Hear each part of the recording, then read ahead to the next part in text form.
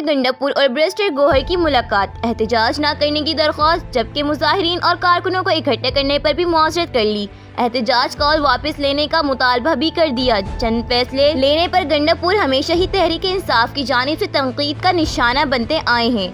इस ज़मन में उन्होंने बैरिस्टर गौहर को भी अपने साथ शामिल कर लिया है ताकि मिलकर खान साहब और बुशरा बीबी को समझाया जा सके, वरना अकेले तो अब ये काम गंडापुर नहीं कर पाएंगे। दोनों रहनुमा की जानिब से कप्तान को समझाया गया है कि सूरत हाल ख़राब है, सिंध, बलूचिस्तान, पंजाब से एक बंदा नहीं निकलेगा और खैबर पख्तूनख्वा के हालात ख़राब हैं, पार्टी तकसीम है, ना ही इतना सरमाया है।